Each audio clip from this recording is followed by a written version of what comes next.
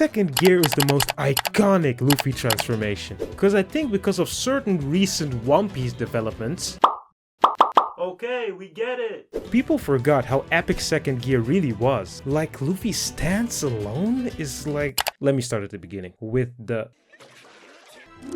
It all started with Luffy being low-diffed by the guy with the angriest eyebrows in the series, Rob Lucci. He starts the fight with catching Luffy's kick like it was light work. Then Lucci eats a Gomu Gomu no Gatling, giving it no reaction. Which at the time, in my mind, immediately puts him at the same class of enemies Luffy can't beat. Then Lucci easily blitzes Luffy with a strange teleportation technique, and I'm thinking, how is Luffy gonna fight this man? Even Bluno gets in on the disrespect and handles Luffy's kick easily. Then Bluno proceeds to explain half the Rokushiki techniques for no reason other than to flex. After that, he dodges all Luffy's punches. Yeah, he doing too much.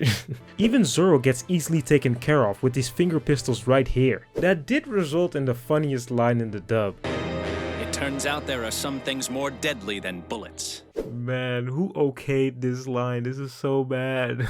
And the way Lucci throws Luffy here gotta be the most disrespectful thing done to Luffy ever. Luffy getting his ass beat here is important, cause this is the first time Luffy really lost a final altercation in an arc. To me, this was even worse than against Aokiji, cause at least Aokiji was a Logia Devil Fruit user, and we didn't know how to deal with those yet, but like Rob Lucci and gang easily dispatched of our top fighters without even having Logia powers. When this happened, I remember running to my brother's room, cause he was watching One Piece at the time and was a couple episodes ahead, and I was like, how is Luffy gonna beat these guys? He doesn't have any new forms like Naruto or Natsu, he can't inherit the properties of anything he eats, he can't learn Sage Mode, he's just rubber. I was dumbfounded, flabbergasted even. But on the sea train to Annie's lobby, Luffy said something quite interesting. He said he wanted to try something new, so the hype was real. And then Luffy did this shit.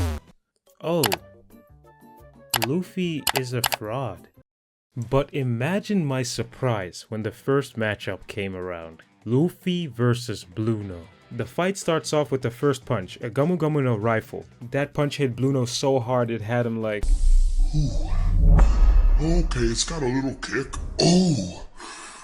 He hit him, and it worked! From that moment on, my eyes were glued to the screen. Then Luffy proceeds to tracking Bluno with his eyes while Bluno was using the Soru technique and rocks him again, effectively putting Bluno to sleep for a second.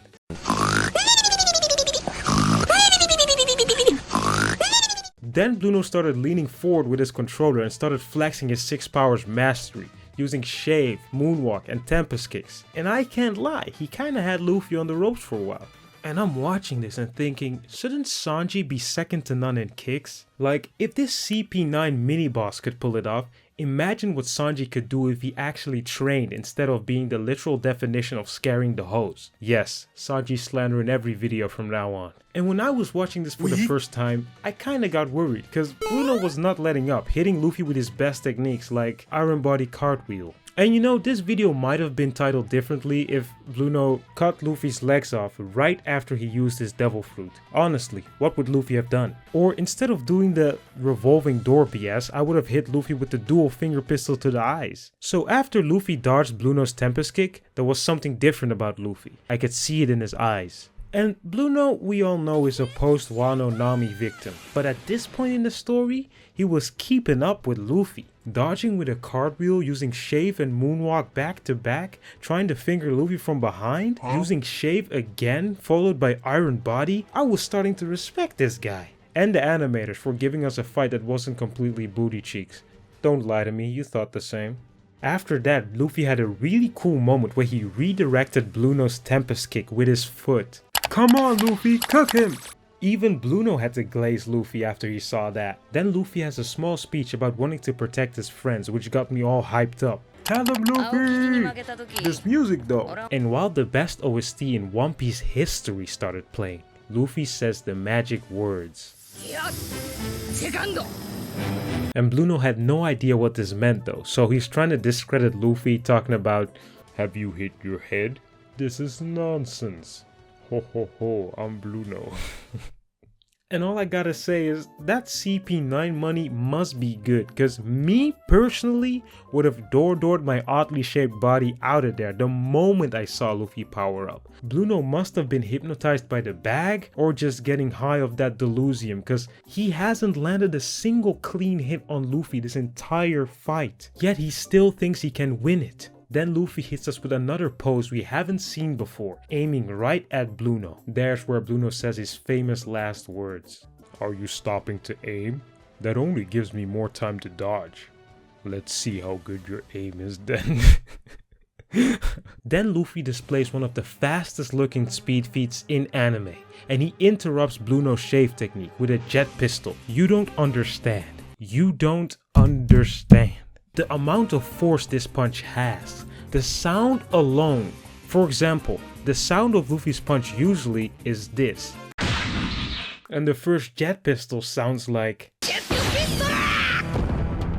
And I'm just noticing this as I'm writing the script, but Luffy actually broke the sound barrier. Like, look at the ripples in the air, the delayed boom, seems like a sonic boom to me. After he got hit by the first jet pistol, Bluno was desperately searching for the pink rubber monster that just left his field of vision, but all he saw was the dust particles Luffy kicked up. The way the camera is shaking, the sweaty forehead, this is the face of a man who is scared for his life. Then Luffy hits Bluno with another jet pistol and jet rifle, and he doesn't even give Bluno time to hit the ground. And I know I'm glazing Luffy super hard right now, but it's gonna get worse, cause what I'm about to say is gonna sound crazy. Just by watching this, I want to say Luffy's the fastest anime character ever. Oh my god, bro, is dick riding all you do? Okay, I know logically it's the dumbest take I've ever had.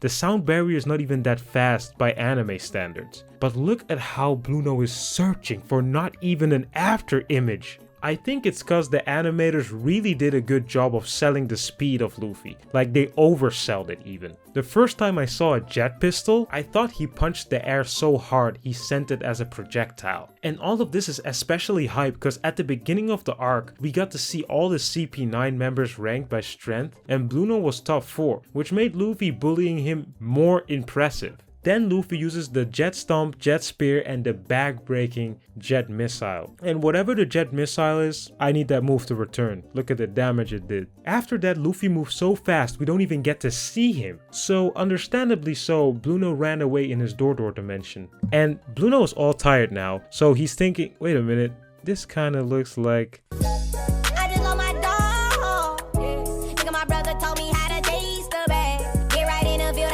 After Bluno's second round of back shots, he tries to jump out of the Door dimension and catch Luffy off guard. So Luffy does the first ever real shave moonwalk. Then Luffy gives Bluno his final speech, talking about how he's actually happy he met CP9 so he could copy their techniques and use it to protect his friends. Aww. And then Luffy uses his final attack, the Jet Bazooka, to finish off Bluno, bringing me at the Bluno's POV must have been crazy, cause he saw Luffy only twice once Luffy activated second gear. And since Luffy said he developed second gear right after he realized he needed to get stronger, so after the fight against Aokiji, Luffy vs Usopp would have looked way different if Luffy felt particularly menacing that day. Also kinda dumb that Bluno was all scared that Luffy mastered one of the 6 powers, like bruh, with that haircut, you're worrying about the wrong shape, my guy. I also like how if you pay attention you can see that Iron Body wasn't really invincible in the first place. Look at the reaction of Lucci and the reaction of Bluno after a Gum Gum pistol to the face. Totally different. Bluno even had to dodge on the second punch. You could also take that as him wanting to flex his 6 powers, but if I were Bluno, I wanted you to think that too. Not to mention Sanji almost breaking Bluno's Iron Body on the sea train.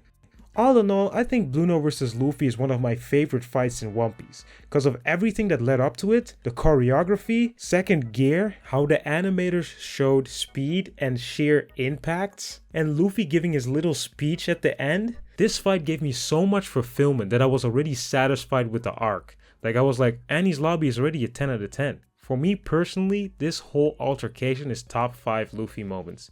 And I'm telling you right now, it ain't number 5, and it ain't number 4 either. That's all for today. Sigh out.